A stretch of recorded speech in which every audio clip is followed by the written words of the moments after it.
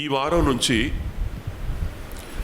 నేను మీకు చాలా ఒక సిరీస్గా ఒక 5-6 వారాలు సిరీస్గా మీకు మంచి వర్తమానాలు మీకు అర్థమయ్యేట్టుగా బోధించాలని ఆశపడతా ఉన్నాను. ఏంటా వర్తమానాలు అని అంటే రూపాంతరపు కొండ మీద అనుభవాలు. రూపాంతరపు కొండ మీద జరిగిన అనుభవాలను నేను వరుసగా ఒక 5-6 వారాలు, ఏమో ఇంకా ఎక్కువ కూడా పెరగవచ్చు, చెప్పలేను, నేను చెప్పడానికి ప్రయత్నం చేస్తాను. ఈరోజు కూడా ఇంట్రడక్షన్ ఇస్తాను నేను మీకు. ఈ రోజున రూపాంతరపు కొండ మీద దేవుని మహిమ, రూపాంతరపు కొండ మీద దేవుని మహిమను గూర్చి ఈరోజు ఇంట్రడక్షన్ ఇస్తాను. రేపు మళ్ళీ వారం నుంచి వరుసగా ఒక 5-6 వారాలు చెప్తాను. సాధ్యమైనంత వరకు ఎవరు మిస్ అవ్వకండి. నోట్సులు తెచ్చుకోండి, రాసుకోండి, వినండి, అప్పుడు మీకు ఆశీర్వాదకరంగా ఉంటుంది. సిరీస్ ఆఫ్ మెసేజెస్ కష్టం, దొరకవు. దొరికినప్పుడే వాటిని మనం రాసుకొని హృదయంలో భద్రం చేసుకుంటే మనకు మంచిది. రైట్, ఇక్కడికి వద్దాం. 17వ అధ్యాయం, మత్తయి సువార్త 17వ అధ్యాయం. మత్తయి సువార్త 17వ అధ్యాయం మొదటి 8 వచనాలు. 6 దినములైన తర్వాత యేసు పేతురును యాకోబును అతని సహోదరుడైన యోహానును వెంట పెట్టుకొని, సరే చదివితే ఆలస్యం అవుద్ది కదమ్మా, నేనే చెప్తాను. మీరు నోట్స్ రాసుకుంటున్నారు కాబట్టి జస్ట్ నోట్స్ రాసుకోండి. 17వ అధ్యాయం, మత్తయి సువార్త 17వ అధ్యాయంలో నుండి 5-6 వారాలు మాట్లాడతాను. దాని వివరణాత్మకంగా నేను మీకు వివరించడానికి నేను ప్రయత్నం చేస్తాను. దాన్ని మీరు మనసులో పెట్టుకోండి. రాసుకోగలిగిన వారందరూ చక్కగా రాసుకోండి. మీకు అది నోట్సు ఎప్పటికీ ఉంటుంది. ఎప్పుడో నేను 10-15 సంవత్సరాల క్రితం చెప్పిన వర్తమానం ఇది. నేను మళ్ళీ జనరేషన్ కొత్త వాళ్ళు వచ్చారు చాలామంది. పాత వాళ్ళు 2 ముగ్గురికో గుర్తుంటుంది, అంతకంటే కూడా ఎవరికి గుర్తుండదు. ఒకవేళ అప్పుడు చెప్తుంటే విన్నా అది మీకు మళ్ళా రివైజ్ అవుతుంది కనుక దయచేసి మీరు వినాలని మనవి చేస్తూ ఉన్నాను. రండి వాక్యం దగ్గరికి వద్దాం. ఈ 17వ అధ్యాయంలో తాబోరు కొండ అంటారు, రూపాంతరపు కొండ అని కూడా దీన్ని అంటారు. ఈ తాబోరు కొండ మీదికి, ఈ రూపాంతరపు కొండ మీదికి, ఇది యాక్చువల్గా తాబోరు కొండ యేసుక్రీస్తు ప్రభువారు రూపాంతరం చెందినందువలన దానికి రూపాంతరపు కొండ అని పేరు వచ్చింది. దానికి రూపాంతరపు కొండ అన్నారు. పేతురు, యాకోబు, యోహానులను ముగ్గురిని తీసుకొని పోయి ఆ కొండ మీద ఆయన మాట్లాడాడు. పరలోకంలో నుండి మోషే, ఏలియాలు వచ్చారు. పరలోకంలో నుండి మోషే, ఏలియాలు దిగొచ్చారు. కింద నుంచి యేసు ప్రభువారు, పేతురు, యాకోబు, యోహాను, వీళ్ళు ముగ్గురు కింద నుంచి పైకి వెళ్ళారు, కొండ మీదకి వెళ్ళారు. పరలోకంలో నుంచి వాళ్ళిద్దరూ కిందకు దిగొచ్చారు. ముగ్గురు కలిసి మాట్లాడుకున్నారు. యేసు ప్రభువారు, ఏలియా, మోషే ముగ్గురు మాట్లాడుకున్నారు.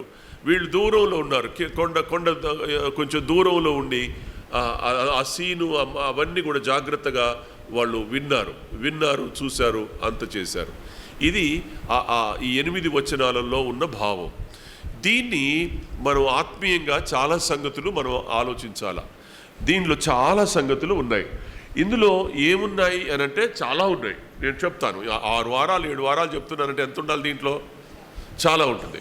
కాబట్టి దీని లోతు ఎంత అద్భుతమో మీరు చూడండి. 16వ అధ్యాయం చివరి వచనం, 16వ అధ్యాయం 28వ వచనం చివరి వచనం, అక్కడ ఒక మాట ఉంది. మనుష్య కుమారుడు తన రాజ్యంలో వచ్చి రైట్. ఇక్కడ ఒక మాట ఏముందనంటే మనుష్య కుమారుడు అని రాయబడి ఉంది. ఏముంది? మనుష్య కుమారుడు అని రాయబడి ఉంది.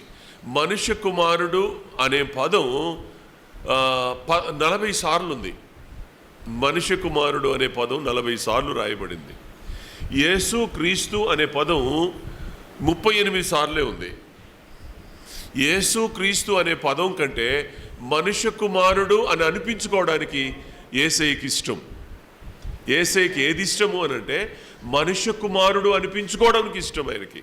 దేవుడు క్రీస్తు అభిషక్తుడు అనిపించుకోవడానికంటే మనుష్య కుమారుడు అని అనిపించుకోవడానికి ఇష్టపడిన దేవుడు ఎవరు? యేసు ప్రభువారు.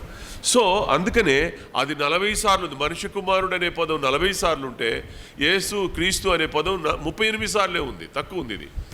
అందుకనే మనుష్య కుమారుడు అనే పదం ఎందుకు పిలిపించుకోవడానికి ఇష్టపడుతుందంటే ఆయన సృష్టికర్త, ఆయన సర్వాంతర్యామి, సర్వాధికారి, సర్వవ్యాపి కలిగినటువంటి దేవుడు. ఆయన అంతటి మహోన్నతుడైన దేవుడు మనుష్య కుమారుడు అని అనిపించుకోవడానికి ఎందుకు ఇష్టపడ్డాడంటే మనుష్య కుమారుడు అని అనిపించుకోవడంలో దీనత్వం ఉంది గనక.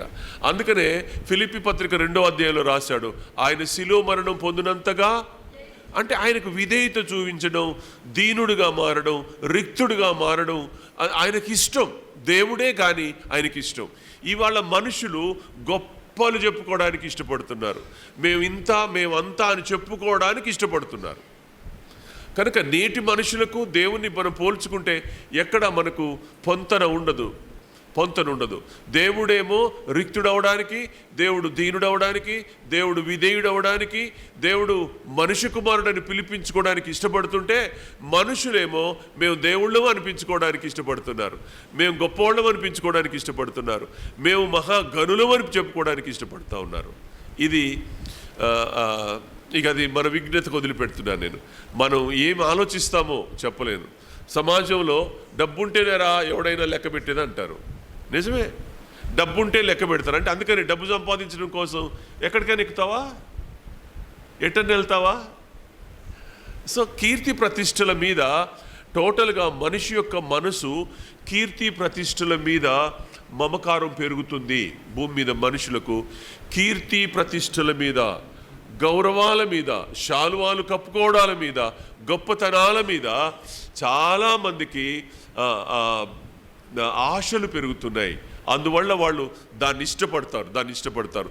శాలువా కప్పుతానంటే మందిరం కూడా మానేస్తాం మనం. నిజమే. ఒకవేళ ఆ రోజున ఆదివారం అక్కడ ఎవరన్నా శాలువా కప్పుతున్నారు, అక్కడ గౌరవిస్తున్నారు అంటే శాలువా కప్పుకోవడానికి ఇష్టపడతావు, కానీ దేవుని మందిరానికి వచ్చి కూర్చోడానికి ఇష్టపడవు నువ్వు. అంటే నీ మనసు దేని మీద ఉంది? యేసు మనసు దేని మీద ఉంది? ఎంత తేడా ఉంటుందంటే చాలా తేడా ఉంటుంది. ఎందుకో మనిషి కీర్తి ప్రతిష్టలు అంటే అంత ఇష్టపడతాడు. ఎవరు ఇష్టపడతారంటే దేవుని మనస్సు లేని వాళ్ళు ఇష్టపడతారు. దైవికమైనటువంటి అనుభవాలు లోతుగా పాతుకుపోని వాళ్ళు దాన్ని ఇష్టపడతారు. అది తప్ప నేను అనట్లా. మనుషులు గౌరవించడం అది దేవుడు మనకి ఇచ్చినటువంటి భాగ్యం. దాన్ని మనం ఏం తక్కువ పట్టొద్దు.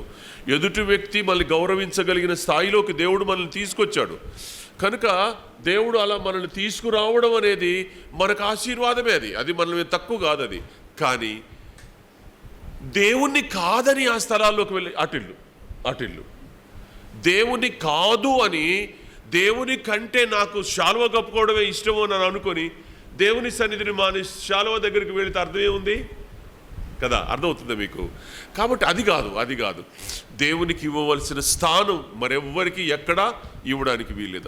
ఆ రోజున ఆదివారం అనుకోండి, ఎవరైనా మిమ్మల్ని సన్మానిస్తున్నారని అనుకోండి, అప్పుడు మీరేమనాలి? బాబు, ఈరోజు నాకు ఆదివారం, నేను మొట్టమొదట నా దేవుని దగ్గరికి వెళ్తాను, నేను ఆయన్ని ఆరాధిస్తాను. నా దేవుడు నాకు నేర్పింది దీనత్వం, నా దేవుడు నాకు నేర్పింది విధేయత, నా దేవుడు నాకు నేర్పింది తగ్గడం. నేను మొదట నా దేవునికి నా ముఖం చూపించి ఆ తర్వాత వచ్చి మీ దగ్గర నేను నిలబడతాను, అప్పుడు నాకు శాలువాలు కప్పండి అని చెప్పగలిగితే భలే ఉంటుంది, మనకు చాలా బాగుంటుంది, దేవునికి కూడా సంతోషం అవుద్ది. దేవుడు అందుకనే దేనికి ఇష్టపడ్డాడు అని అంటే మనుష్య కుమారుడు అని పిలిపించుకోవడానికి దేవుడు ఇష్టపడ్డాడు అనే మాట ఇక్కడ జ్ఞాపకం చేస్తున్నాను. 17వ అధ్యాయం 5వ వచనం చూడండి. 5వ వచనం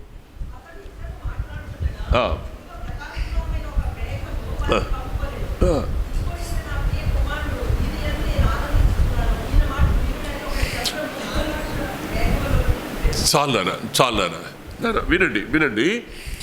ఇది ఎందుకు నేను ఈ భాగాన్ని, ఆరాధన వర్తమానానికి ఈ భాగాన్ని నేను ఎందుకు ఎన్నుకున్నానో చెప్తున్నాను. నేను మనసు పెట్టండి, దయచేసి మనసు పెట్టండి. ఈ ఆరాధన వర్తమానానికును ఈ 17వ అధ్యాయం దేవుని రూపాంతరపు కొండ, తాబోరు కొండకు అనుబంధం ఉంది, సంబంధం ఉంది కనుక నేను దీన్ని ఎన్నుకొని ఈ మాట చెప్తున్నాను. ఎందుకు చెప్తున్నాను అంటే దేవుని దీనత్వం ఇక్కడ కనబడుతుంది, దేవుని దీనత్వం కనబడుతుంది. ఇంకోటి ఏంటి ప్రాముఖ్యమైన సంగతి ఏంటంటే ఆ రోజున తన కొడుకు ఏమని పేరు పెట్టింది? ఆమె ఈకాబోదు అని పేరు పెట్టింది. ఆమె ఈకాబోదు అని పేరు పెట్టింది. ఆ పేరు పెట్టడానికి కారణం ఏంటి? ఇశ్రాయేలీలలో నుండి ప్రభావము పోయింది అని తెలిసి ఆయనకి ఈకాబోదు అని పేరు పెట్టింది. జాగ్రత్తగా వినాలి మీరు. ఇది చరిత్ర, ఈ చరిత్రకు ఆధారమైనటువంటి గ్రంథం ఇది. మంచి సంబంధాలు ఉన్నటువంటి లేఖనం ఇది. దీని మీద మీరు మనసు పెట్టండి, చాలా జాగ్రత్తగా వినండి. సో ఆ వేళ మందిరంలో నుండి దేవుని ప్రభావం ఏమైంది? వెళ్ళిపోయింది. దేవుని మందిరంలో నుండి ప్రభావం వెళ్ళిపోయి అటు ఇటు తిరిగి మళ్ళీ ఆయన మహిమ, ఆయన ప్రభావం ఇప్పుడు రూపాంతరపు కొండ మీదకి వచ్చింది. ఏ రోజున పోయింది? షిలోహులో దేవుని మందసంలో ఉండవలసిన దేవుని ప్రభావం, దేవుని మందిరంలో ఉండాల్సిన దేవుని ప్రభావం ఆ గుడారాన్ని విడిచి బయటికి వెళ్ళిపోయింది. బయటికి వెళ్ళిపోయినటువంటి ఆ మహిమ ఈ రోజున రూపాంతరపు కొండ మీద కనబడింది. దేవుని ప్రభావం అక్కడ కనబడింది, దేవుని మహిమ ఈ కొండ మీద కనబడింది. ఎంతకాలం అయింది? 1000 సంవత్సరాలైంది. 1000 సంవత్సరాలు, 1500 సంవత్సరాలు పైచిలుకు అయింది. ఈ విషయాన్ని జ్ఞాపకం చేస్తూ ఉన్నాను. సో ఇన్ని వందల సంవత్సరాల తర్వాత ఆ రోజున షిలోహులో పోగొట్టుకున్న దేవుని మహిమ, ప్రజలు పోగొట్టుకున్న మహిమను ఈవేళ కొండ మీద, తాబోరు కొండ మీద దేవుని మహిమను ముగ్గురు చూస్తున్నారు. ముగ్గురు కాదు, 5గురు చూస్తున్నారు. 5గురు. పరలోకంలో నుండి దిగి వచ్చిన ఏలియా చూశాడు, మోషే చూశాడు, యాకోబు చూశాడు, యోహాను చూశాడు, పేతురు చూశాడు. 5గురు చూశారు ఆయన మహిమను. ఆ మహిమను 5గురు చూశారు. ఎంత గొప్ప అనుభవం అది, ఎంత గొప్ప అనుభవం. చూడండి, ఒకవేళ నీ దగ్గర పోగొట్టుకున్నా అది మరోసారి అది ఇంకెవరికైనా దేవుడు చూపిస్తాడు. నువ్వు పోగొట్టుకుంటే నువ్వు నష్టపోతావు. నువ్వు పోగొట్టుకుంటే దేవుని ప్రభావం నువ్వు పోగొట్టుకుంటే నువ్వు నష్టపోతావు. కానీ దేవుడికి తన ప్రభావం ఇంకొకరికి చూపిస్తాడు. నువ్వు కాదు ఇంకొకరికి చూపిస్తాడు, ఆయన కాదు ఇంకొకరికి చూపిస్తాడు. దేవుని ప్రభావం అయితే ఎప్పుడూ ఉంటుంది. అయితే చూసే భాగ్యం నీకు దక్కాల, చూసే అనుభవం నీకు దక్కాల. చూడడం అనేది నువ్వు భాగ్యంగా ఎంచుకొని దేవా నీ ప్రభావం నాకు చూపించమనే ఆలోచన నీకుంటే దేవుడు నీకు ఎప్పుడు చూపిస్తాడు అనే మాటని ఇక్కడ నేను మీకు జ్ఞాపకం చేస్తూ ఉన్నాను.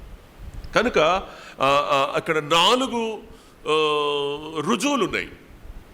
దేవుని మహిమ తాబోరు కొండ మీద కనబడింది అనడానికి 4 రుజువులు చూపించాడు, 4 ప్రూఫ్స్ చూపించాడు. 4 అంతల ప్రూఫ్స్ ఉన్నాయి. ఒక ప్రూఫ్ ఏంటో చెప్తాను చూడండి. ఇక్కడ చూడండి, ఆయన అన్నాడు ఈ రూపాంతరపు కొండ మీద మొట్టమొదటి ప్రూఫ్ ఏంటి అని అంటే, చనిపోయి తిరిగి లేచి వచ్చిన మోషే, చనిపోకుండా తిరిగి లేచి అగ్నిరథాల మీద పైకెళ్ళి వచ్చిన ఏలియాలు ఇద్దరు ఆ కొండ మీద కనబడ్డారు. మొదటి ప్రూఫ్.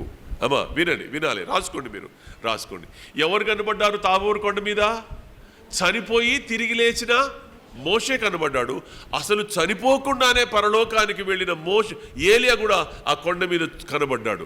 దేవుని ప్రభావం ఎడల, దేవుని మహిమను చూడాలనే ఆశతోని వాళ్ళిద్దరూ ఆ కొండ మీదకి రావడం మొట్టమొదటి ప్రూఫ్, రుజువు. దేవుని ప్రభావం ఆ కొండ మీద అప్పటికి ఉంది అని అనడానికి రుజువు అది. ఇది మొదటి ప్రూఫ్. రెండవ ప్రూఫ్ ఏంటి అని అంటే, రెండోది ఏంటంటే వాళ్ళని షకీనా మేఘం కమ్మింది. మేఘము వారిని కమ్మెను అనే మాట ఉంది అక్కడ. ఉందమ్మా? ఉందా? మేఘము వారిని కమ్మెను అనే మాట మనం చూస్తాం. ఉందా? చూడాలి. మేఘము వారిని కమ్ముకొనెను, ప్రకాశమానమైన ఒక మేఘము వారిని కమ్ముకొనెను. సో మేఘము కనబడింది. ఈ మేఘమే అమ్మ వినండి, ఈ మేఘానికి షకీనా అని పేరు పెట్టారు. బైబిల్ పండితులు పూర్వకాలంలో నుంచి ఏ మేఘం అయితే ఆ పర్వతాన్ని కమ్మిందో ఆ కమ్మిన పర్వతం మీద ఉన్న మేఘానికి షకీనా మేఘం అని పేరు పెట్టారు. ఆ షకీనా మేఘమే దేవుని మహిమ, దేవుని మహిమ, లేకపోతే పరిశుద్ధాత్మ దేవుడు, పరిశుద్ధాత్మ దేవుడు. సో కాబట్టి పరిశుద్ధాత్మ దేవుడు మేఘ రూపంలో వాళ్ళని కమ్మాడు, అక్కడ చూశారు వాళ్ళు. అందుకనే ఇది రెండవ రుజువు దేవుని మహిమ దిగొచ్చింది. ఎప్పుడు పోయింది మహిమ? ఇది గుర్తుండాలి. ఎప్పుడు పోయింది మహిమ? ఎక్కడ? షిలోహులో నుండి దేవుని మందసం మీద ఉన్నటువంటి మహిమ తొలగిపోయింది. ప్రజల్ని వదిలిపెట్టి వెళ్ళిపోయాడు ఆయన. ఆ రోజున వెళ్ళిపోయిన ఆయన మళ్ళీ ఇక్కడ కనబడుతున్నాడు, ఇక్కడ కనబడుతున్నాడు. నేను అదే చెప్తున్నాను మీకు. సో ఎంత ప్రాముఖ్యమో చెప్పండి. ఎన్ని సంవత్సరాలైనా మరి ఎక్కడున్నాడు ఆయన మహిమ? ఎందుకు ప్రజల మధ్యకు రాలేదు? చెప్తాను నేను. ఎప్పుడెప్పుడు వచ్చింది మధ్యలో ఆయన ప్రభావం వచ్చింది. కానీ ప్రజలు దాన్ని నిలుపుకోలేక దాన్ని మళ్ళీ ప్రజలు పోగొట్టుకున్నారు. రెండు చెప్పానా? ఎన్ని చెప్పాను? ఒకటి మోషే ఏలియాలు ఆ కొండ మీద కనబడడం మొదటి రుజువు. 2 మేఘం వారిని కప్పడం రెండవ రుజువు. 3వది ఈయన నా ప్రియ కుమారుడు, ఈయన యందు నేను ఆనందిస్తున్నాను అనే స్వరం వినబడింది. 3 అనమాట. 3వ రుజువు అది. అంటే ఇక్కడ ఎవరు మీకు కనబడుతున్నారు? మీరు చెప్పండి, ఎవరు మీకు కనబడుతున్నారు? యేసుక్రీస్తున్నాడా ఇప్పుడు దాని మీద, కొండ మీద? మేఘంలో పరిశుద్ధాత్మ దేవుడు ఉన్నాడా? ఈయన నా ప్రియ కుమారుడు, ఈయన యందు నేను ఆనందిస్తున్నా. తండ్రి ఉన్నాడా? అంటే ఎవరున్నట్టు ఇప్పుడు పర్వతం మీద? తండ్రి అయిన దేవుడు, కుమారుడైన దేవుడు, పరిశుద్ధాత్మ దేవుడు, ముగ్గురు కూడా ఒక్కటై ఆ కొండ మీద నిలబడ్డారు. సో త్రిత్వమై ఉన్న దేవుడు ఆ కొండ మీద ఉన్నాడు. అందుకని అక్కడ మహిమగా మారింది. ఎక్కడ ముగ్గురు ఉన్నా, ఆ 3 అంతల పాత్ర ఎక్కడున్నా అక్కడ ఖచ్చితంగా దేవుని మహిమ కనబడాల్సిందే, ఉండాల్సిందే. ఇందులో ఏ తేడా మనం పెట్టుకోవాల్సిన అవసరం లేదు. తండ్రి అయిన దేవుడు, కుమారుడైన దేవుడు, పరిశుద్ధాత్మ దేవుడు ఇప్పుడు తాబోరు కొండ మీద ఉన్నారు. ఆ తాబోరు కొండ మీద ఆయన మెల్లని స్వరం వినబడింది. అంటే ఇప్పుడు చూడండి, 4 అనుభవాలు. 1 మోషే ఏలియాలు, 2 షకీనా మేఘం అంటే ఆయన మహిమ, 3 అదే షకీనా మేఘం పరిశుద్ధాత్మకు గుర్తు, 4 ఈయన నా ప్రియ కుమారుడు, ఈయన యందు నేను ఆనందిస్తున్నాను అనే 4 ప్రూఫ్స్ రూపాంతరపు కొండ మీద కనబడ్డాయి. ఆయన రూపాంతరము చెందాడు. నేను మళ్ళీ వారంలోంచి దాని వివరణ నేను మీకు ఇస్తాను. ఇక్కడే మనం గమనించాల. ఇక్కడికి ఎవరు వెళ్ళారు? కింద నుంచి ఎవరు వెళ్ళారు? పేతురు, యాకోబు, యోహాను, యేసు ప్రభువారు. పైనుంచి ఎవరు వచ్చారు? ఏలియా, మోషే. మోషే ఎవరు? చనిపోయి తిరిగి లేచిన వారికి గుర్తు. ఏలియా ఎవరు? చనిపోకుండా తిరిగి లేచిన వారికి గుర్తు. అందువల్ల ఆ సజీవులను కొండ మీద చూపించాడు. సజీవులైన వారిని కొండ మీద చూపించాడు దేవుడు. అందుకనే ఆ కొండ దేవుని మహిమతో నిండింది. నిండి ఉన్న కొండ ఇక్కడే గమనించాల. ఈ మహిమ అనేది సామాన్యంగా ఉండదు. దేవుని మహిమని అందరూ కళ్ళతో చూడలేరు. మీరు నిర్గమాకాండం 40వ అధ్యాయం, నేను త్వరగా చెప్తాను, సమయం లేదు కాబట్టి త్వరగా చెప్తాను. 40వ అధ్యాయం 34-35 వచనాలు చూడండి. నిర్గమాకాండం 40వ అధ్యాయం 34-35 వచనాలు చూడండి.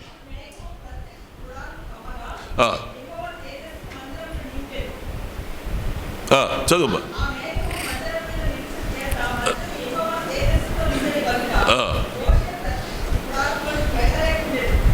చాలు నేను చెప్తాను, వినండి. ఇప్పుడు మొట్టమొదటి దినాలలో ఈ షకీనా మేఘం లేదా దేవుని మహిమ అనేది, షకీనా మేఘం లేదా దేవుని మహిమ, దానికి తేజస్సు అని పేరు కూడా పెట్టారు. యెహోవా తేజస్సు ఆ మందిరమును నిండెను అనే మాట చూస్తాం. ఆ మందిరంలో నిండి ఉన్న ఆ మహిమే తొలగిపోయిన రోజు ఈ కాబోదు అని పేరు పెట్టింది ఆమె. ఆమెకు దాన్ని పెట్టిన పేరు ఈకాబోదు, దేవుని ప్రభావం లోపల నుంచి వెళ్ళిపోయిందని. అంటే దేవుని మహిమ ప్రభావము గలది, దేవుని ప్రైమ. దానికి తేజస్సు అనే పేరుంది, దానికి మహిమ అనే పేరుంది, దానికి షకీనా అనే పేరుంది. ఇన్ని పేర్లతో దాన్ని పిలిచారు. దీని మాటను గుర్తుపెట్టుకోండి, దయచేసి రాసుకోండి, రాసుకోగలిగిన పిల్లలందరూ చక్కగా రాసుకోండి. ఇన్ని మాటలు చెప్తా ఉన్నాను. సో కాబట్టి ఇప్పుడు తాబోరు ఇక్కడ షకీనా మేఘం లేకపోతే ఆ తేజస్సు మందిరాన్ని నింపినప్పుడు, అమ్మా వినండి, తేజస్సు మందిరాన్ని నింపినప్పుడు మోషే చూడగలిగాడా? మోషే కనబడిందా? మోషే తట్టుకోగలిగాడా? వినాలి. మోషే తట్టుకోగలిగాడా? తట్టుకోలేకపోయాడు. బాగా వినాలి సంపతి. నువ్వు అన్నిటికీ దానికి దీనికి తల దీనికి తలుపుతున్నావు. మంచిగా విన్నాను, మంచిగా విన్నా. సో మోషే ఆ మహిమను చూడలేకపోయాడు, మోషే ఆ తేజస్సును చూడలేకపోయాడు, మోషే దాన్ని చూడడానికి కూడా భయపడ్డాడు. లోపలికి వెళ్ళడానికి భయపడి బయట ఉండిపోయాడు. ప్రత్యక్ష గుడారం కట్టింది ఆయనే, మందిర నిర్మాణకుడు ఆయనే, చాలా అద్భుతమైనటువంటి పరిచర్య చేశాడు. కానీ ఎప్పుడు ఆ తేజస్సు మందిరాన్ని నింపిందో లోపలికి వెళ్ళడానికి భయపడ్డాడు. దేవుని మహిమను చూడడానికి ధైర్యం సరిపోదు, ఎవరు చూడలేరు. అంత తేజస్సు గలది. అందుకనే అంటాడు ఎవరు హెబ్రీ పత్రికలో రాస్తాడు ఆయన, సమీపింపరాని తేజస్సు. మోషే సమీపించలేకపోయాడు. మోషే సమీపించలేనంత తేజస్సుతో ఆ మందిరాన్ని నిండింది. ఆ రోజున నిండిన ఆ మందిరంలో నుంచే ఆయన ఆ తేజస్సును, ఆ మహిమను, ఆ ప్రభావాన్ని ఆ స్థలంలో నుంచి విడిచిపెట్టి వెళ్ళిపోవడానికి కారణమైంది. ఆ విడిచిపెట్టి వెళ్ళిపోయిన ఆ మేఘం మరలా ఈ రోజున రూపాంతరపు కొండ మీద కనబడుతుంది. ఆ రోజున మోషే చూడగలిగాడా? చూడలేకపోయాడు. నేను ఇంకొక సందర్భం కూడా మీకు జ్ఞాపకం చేస్తాను, మీకు చూపిస్తాను. చూడండి, 2వ దినవృత్తాంతముల గ్రంథం 5వ అధ్యాయం 13వ వచనం 14వ వచనం 13వ వచనం 14వ వచనం.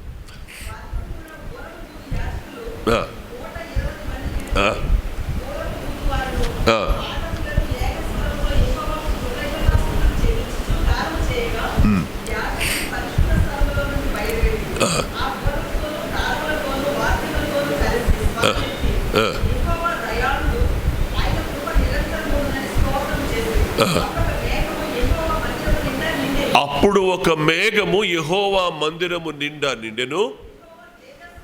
యెహోవా తేజస్సుతో దేవుని మందిరము నిండుకొనగా సేవ చేయుటకు యాజకులు ఆ మేఘమున్న చోట నిలువలేకపోయిరి.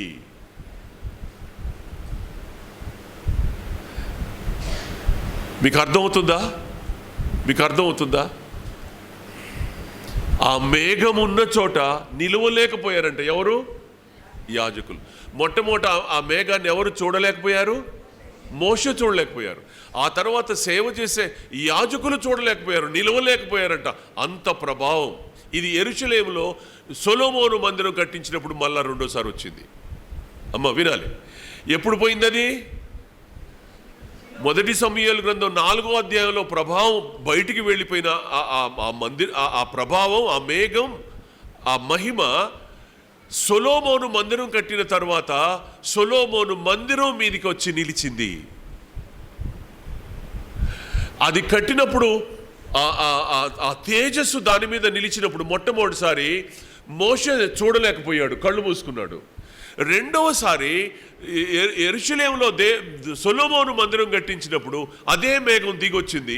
కానీ ఆ మేఘంలో ఆయన దిగి వచ్చినప్పుడు సేవ చేయడానికి లోపలికి వెళ్ళినటువంటి ఈవెన్ ప్రధాన యాజకులు దాని మీద నిలవలేకపోయారట, ఆ స్థలంలోకి వెళ్ళలేకపోయారట.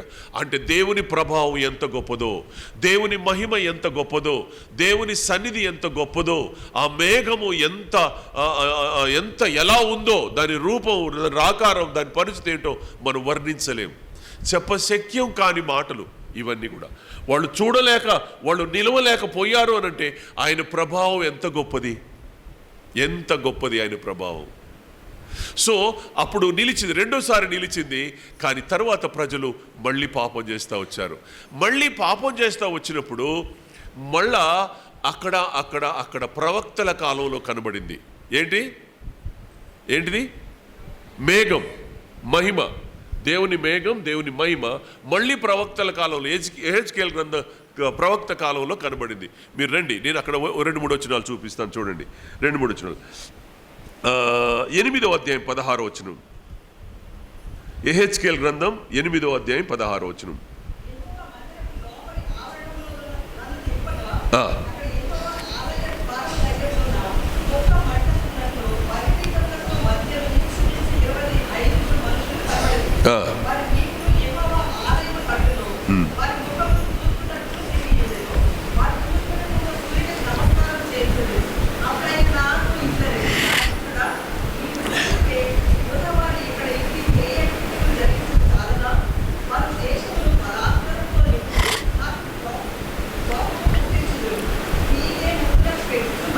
నేను చెప్తాను. యెహెజ్కేలు గారు ఆనాటి ప్రజలకు చెప్తూ దేవునికి మరలా కోపం వచ్చింది అనే సంగతి చెప్తున్నాడు. ఎందుకు కోపం వచ్చిందో చెప్తున్నాడు. ఆయన ద్వారం దగ్గర నిలబడ్డాడట. 8వ అధ్యాయం ఎక్కడమ్మా? యెహెజ్కేలు గ్రంథం 8వ అధ్యాయం 8ఏనా?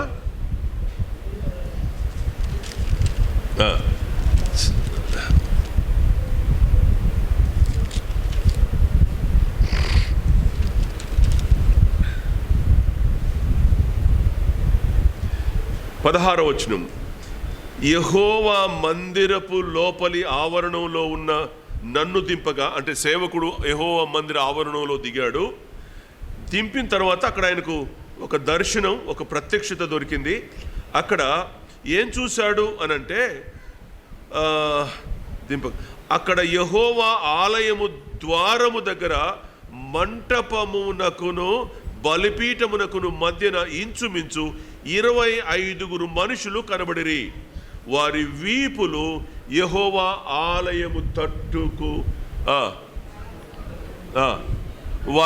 వారి ముఖములు తూర్పు తట్టున తిరిగి ఉండెను అన్నమాట. అంటే ఆ మందిర ద్వారం దగ్గర 25 మంది ఉన్నారంట. నేను చెప్తాను వినండి. నాకు కొంచెం కళ్ళు కనబడట్లేదు, కొంచెం తప్పు చదువుతున్నాను, నాకు సరిగ్గా కనబడట్లేదు, అందుకనే మిమ్మల్ని చదవమని అనేది. ఇక్కడ ఏమంటున్నానంటే 25 మంది ఉన్నారంట ద్వారం దగ్గర. 25 మంది ఉన్నారు. వాళ్ళ వీపులు ఎటున్నాయి? వాళ్ళ వీపులు ఎలా ఉన్నాయి? మందిరం వైపు ఉన్నాయి. వాళ్ళ ముఖం ఎటుంది? తూర్పు తట్టుంది. అంటే సూర్య నమస్కారం చేస్తున్నారు. వాళ్ళు 25 మంది సూర్యుని తట్టు, తూర్పు అంటే ఏంటి? అలా సూర్య నమస్కారం చేస్తూ దేవుని మందిరానికి వాళ్ళ వీపులు అడ్డం పెట్టారు. వాళ్ళు 25 మంది. దేవునికి కోపం ఉంటుందా? సమూయేలు గ్రంథం 4వ అధ్యాయంలో దేవుడు దాన్ని మందిరాన్ని విడిచిపోవడానికి కారణం ఏంటి? దేవునికి వాళ్ళు కోపం పుట్టించింది ఎవరు?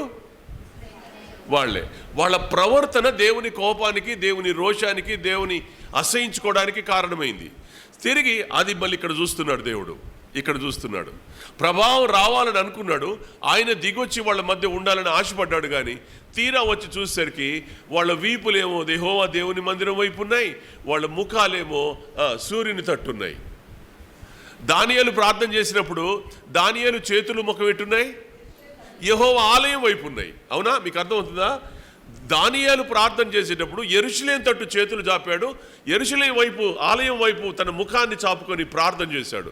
కానీ 25 మంది వీపులు ఆలయం వైపు పెట్టి, ముఖాలు తూర్పు దిక్కున పెట్టి సూర్య నమస్కారం చేస్తున్న అనుభవాలు వీళ్ళవి. అందుకని దేవునికి కోపం వచ్చింది, దిగకుండా వెళ్ళిపోయాడు. ఆయన ఆత్మని దింపకుండా వెళ్ళిపోయాడు. మీరు చూడండి, నేను ఇంకొక మాట జ్ఞాపకం చేస్తాను. 9వ అధ్యాయం 3వ వచనం. 9వ అధ్యాయం 3వ వచనం. ఇశ్రాయేలీల దేవుని మహిమ తానున్న కెరూబుల పైన నుండి దిగి మందిరపు గడప దగ్గరికి వచ్చి నిలిచి పట్ట ధరించుకొని లేఖకుని సిరాపుట్టి నడుమున. రైట్, ఇక్కడ అన్నాడు. ఇప్పుడు ఎప్పుడొచ్చింది నాన్న ఇది? ఇప్పుడు ఎప్పుడొచ్చింది? ఇప్పుడు మొట్టమొదటి ఎప్పుడు తొలగిపోయింది ప్రభావం? ఈ ప్రభావం మొట్టమొదట దేవుని మందిరం నుంచి ఎప్పుడు తొలగిపోయింది? షిలోలో తొలగిపోయింది. ఎప్పటికి వచ్చింది? సొలొమోను మందిరం కట్టినప్పటికి వచ్చింది. అవునా? సొలొమోను మందిరం కట్టినప్పటికి వచ్చింది. కానీ ఆ మహిమను యాజకులు కూడా చూడలేకపోయారు 2 సార్లు. ఇది 3వసారి. 9వ అధ్యాయం 3వ వచనంలో మళ్ళీ వచ్చాడు ఆయన. అయితే వచ్చి ఆడ దిగాడంట. దిగిన తర్వాత ఏం జరిగిందో చూడండి. 10వ అధ్యాయం 4వ వచనం. యెహోవా మహిమ కెరూబుల నుండి ఆరోహణమై యెహోవా మందిరపు గడప దగ్గర దిగి నిలిచెను. మరియు మందిరము మేఘముతో నిండెను. ఆవరణమును యెహోవా తేజో మహిమతో నిండిన దాయెను. ఇక్కడికి వచ్చింది అంటే మళ్ళీ ఇక్కడికి వచ్చిందా రాలేదా? ఇక్కడికి వచ్చాడు. సరే, మళ్ళీ ఇప్పటికైనా దేవుని ప్రజల మధ్యకు రావాలనుకున్నాడు, దేవుని ప్రజల మధ్య ఉండాలనుకున్నాడు, ఆశతో వచ్చాడు, దేవుని మందిరంలో ఉన్నాడు. తీరా ఉండేసరికి ఏం జరిగిందో చూడండి. 19వ వచనం. 10వ అధ్యాయం 19వ వచనం. కెరూబులు రెక్కలు చాపి నేను చూచుచుండగా నేల నుండి పైకి లేచెను. అవి లేవగా చక్రములు వాటితో కూడా లేచెను. అవి యెహోవా మందిరపు తూర్పు ద్వారమునకు వచ్చి దిగి అక్కడ నిలవగా ఇశ్రాయేలు దేవుని మహిమ వాటికి పైగా నిలిచెను. దేవుని మహిమ ఉంచాలనుకున్నాడు, దేవుని మహిమతో ప్రజల్ని పాలించాలనుకున్నాడు. ఆయన ఉండడానికి ఇష్టపడి వచ్చాడు, చాలా జాగ్రత్తగానే వచ్చాడు, చాలా జాగ్రత్తగా ఉండాలనుకున్నాడు. అయితే ఏం జరిగిందని అంటే మీరు చూడండి 11వ అధ్యాయం 1వ వచనం. పిమ్మట ఆత్మ నన్ను ఎత్తి యెహోవా మందిరపు తూర్పు గుమ్మమునొద్దకు చేర్చి నన్ను దింపగా గుమ్మపు వాకిట 25 మనుషులు కనబడిరి.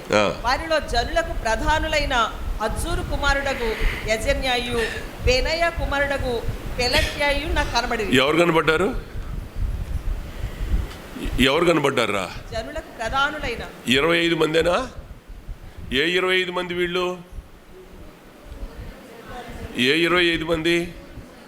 సూర్యుని తట్టు ముఖం పెట్టి ఆలయం తట్టు వీపులు తట్టిన వారు 25 మంది మళ్ళీ ఇక్కడ కనబడ్డారు. ఆయన ఉండాలని ఆశపడ్డాడు, వాళ్ళు ఉన్నారు, బాధపడ్డాడు. అయినా సరే 9వ అధ్యాయానికి వచ్చాడు. 9వ అధ్యాయానికి వచ్చిన ఆయన ఉండాలనుకున్నాడు. 10వ అధ్యాయానికి వచ్చాడు, ఉండాలనుకున్నాడు. కానీ 11వ అధ్యాయానికి వచ్చేసరికి మళ్ళీ ఆ 25 మంది కనబడ్డారు. అబ్బా, ఎంత అనుభవం. 3వ వచనం చదువునాను. 3వ వచనం. ఈ పట్టణంలో పాపము యోచించి దురాలోచన చేయవారు వీరే. చెప్పాడా క్లియర్గా? ఎవరంటే వీళ్ళు?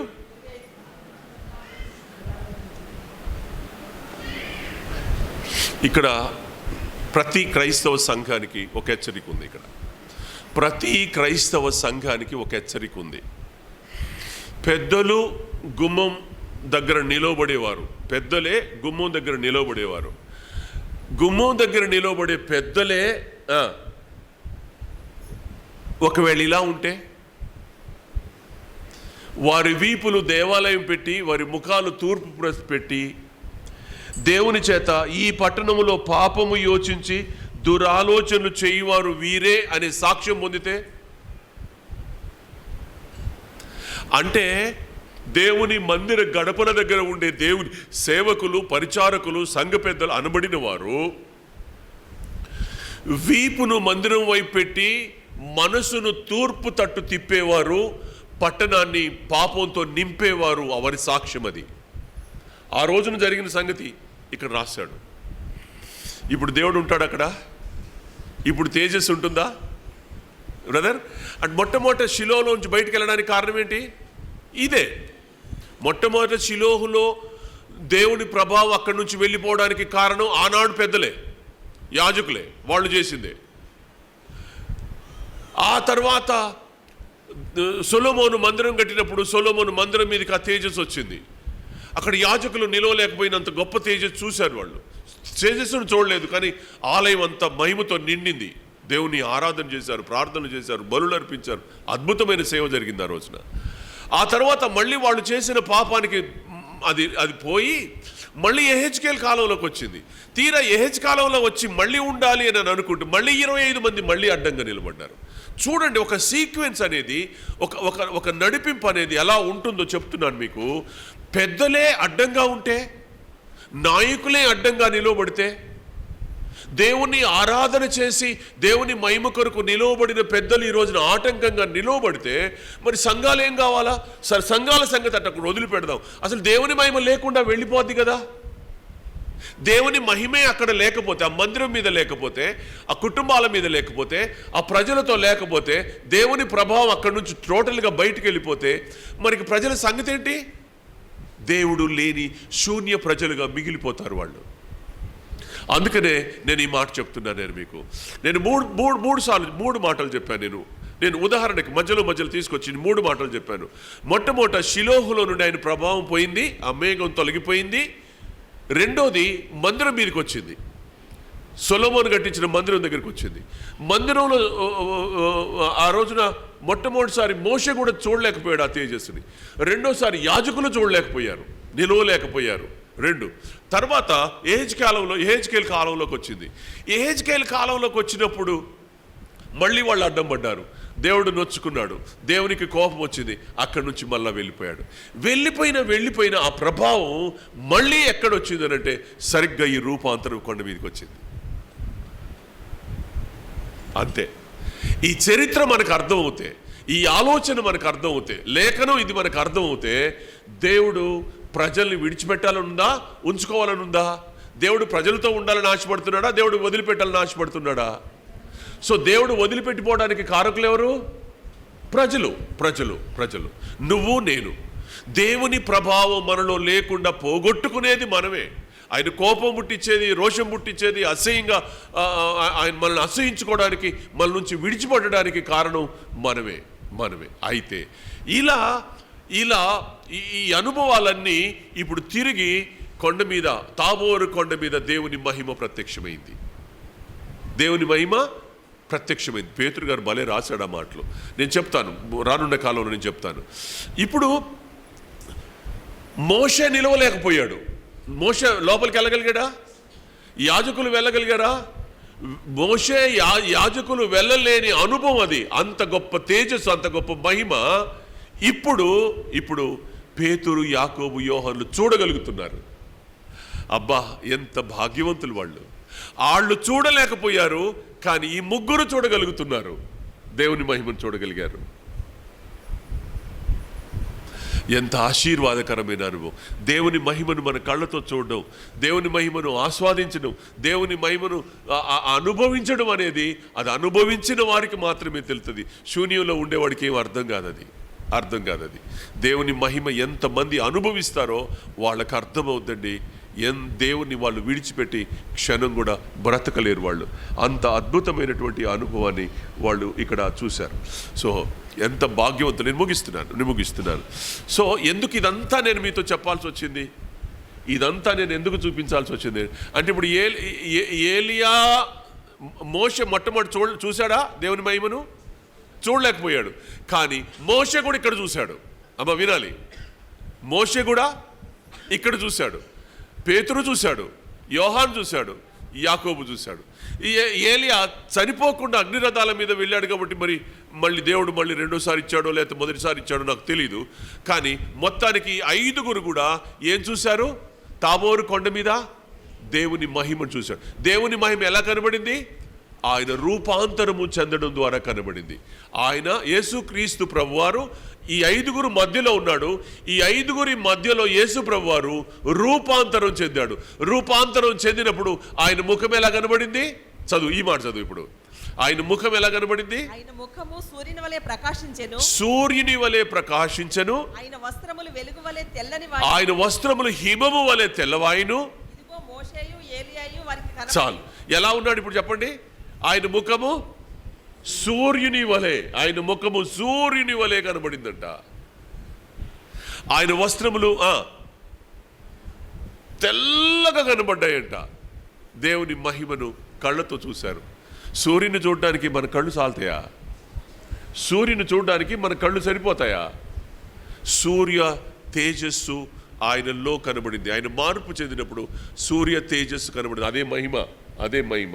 ఆ మహిమే షిలోహులో ఉంది, ఆ మహిమే సొలొమోను మందిరం మీదకి వచ్చింది, ఆ మహిమే ఏజ్కల్ కాలంలో మందిరం మీదకి వచ్చింది. అన్ని కాలాల్లో ఆ మహిమే వచ్చింది. కానీ అన్ని కాలాల్లో ఆ మహిమ తొలగిపోవడానికి కారణం ప్రజలయ్యారు. అన్ని కాలాల్లో దేవుని మందిరం మీద ఉండే మహిమ తొలగిపోవడానికి ప్రజలు కారకులయ్యారు. నా చేతులు జోడించి చెప్పనా మీకు, ఈ మందిరంలో దేవుని మహిమ పోకుండా మీరు కాపాడండి. దేవుని మహిమ ఈ మందిరంలో నుంచి పోయిన రోజున ఏం పోద్ది? దేవుని వాక్యం పోద్ది.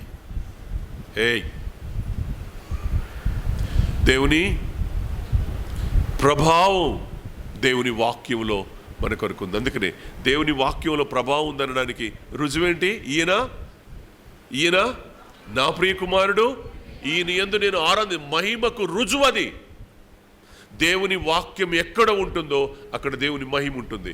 దేవుని ప్రభావాన్ని మీరందరూ పోగొడితే ఈ మందిరం నుంచి దేవుని వాక్యం ఎగిరిపోద్ది. దేవుని వాక్యం మీకు దొరకదు, క్షామం వస్తుంది. ఆమోసు గ్రంథం 8వ అధ్యాయం 11వ వచనంలో వచ్చిన ఆ క్షేమం మీకు వస్తుంది. దేవుని వాక్యమే మీ జీవితంలో లేకపోతే, ఇంత దేవుని వాక్యం ప్రత్యక్షత మీకు ఉండి కూడా మీరు ఇన్ని తప్పులు చేస్తూ ఉంటే, అసలు దేవుని వాక్యమే లేకపోతే సంగతి ఏంటి? దేవుని వాక్యమే లేకపోతే మీ బ్రతుకులు ఎలా ఉంటాయి? మనందరి బ్రతుకులు, నాతో సహా మనందరి బ్రతుకులు ఎలా ఉంటాయి? దేవుని వాక్యం లేకపోతే బ్రతుకుతామా? మనం ఆత్మీయంగా ఉండగలమా? ప్రార్థిస్తామా? కనీసం దైవికమైన భయం ఉంటుందా? మనకి భక్తి ఉంటుందా? చాలామంది దినాల్లో దేవుని మహిమకు అడ్డం పడుతున్నటువంటి కుటుంబాలు ఉన్నాయి. దేవుని మహిమకు అడ్డం పడేటువంటి వ్యక్తులు ఉన్నారు. 25 మంది వీపు అడ్డం పెట్టినందుకు అక్కడ ఉండకుండా వెళ్ళిపోయాడండి. ఇవాళ చాలామంది ప్రేమతో చెప్తున్నాను, వీపులు దేవుని మందిరానికి అడ్డం పెట్టకండి. మీ ముఖాలు తూర్పు వైపు చూడకండి, మీ ముఖాలు దేవుని వైపు చూడనివ్వండి. దేవుని మందిరం వైపు మీ ముఖాలు ఉండాలా. మీ ముఖ దర్శనం అక్కడే, దేవుని ముఖ దర్శనం చేసుకునే స్థలం అది. అందుకనే మీ ముఖాలు దేవుని వైపు ఉండాలి, దేవుని మందిరం వైపు ఉండాలి, దేవుని మందిరంలోని వాక్యం వైపు ఉండాలి, దేవుని మేఘం వైపు ఉండాలి, దేవుని పిలిచే స్థలం వైపు ఉండాలి. మీ ముఖాలు ఇక్కడ ఉండాలి, దీని మీద ఉండాలి. కానీ మీ ముఖాలు తూర్పు ముఖం పెట్టుకొని మీ వీపులు అడ్డంగా పెట్టుకుంటే మీకు దొరికేది ఏంటి అని అంటే, అక్కడ మీ దగ్గర నుంచి లేచి వెళ్ళిపోవడం తప్ప జరిగేదేం లేదు. శూన్యం. ప్రేమతో చెప్తున్నాను, దేవుని మహిమ మీతో ఉండాలి. ఏమన్నాడు మోషే ఏమని ప్రార్థన చేశాడు?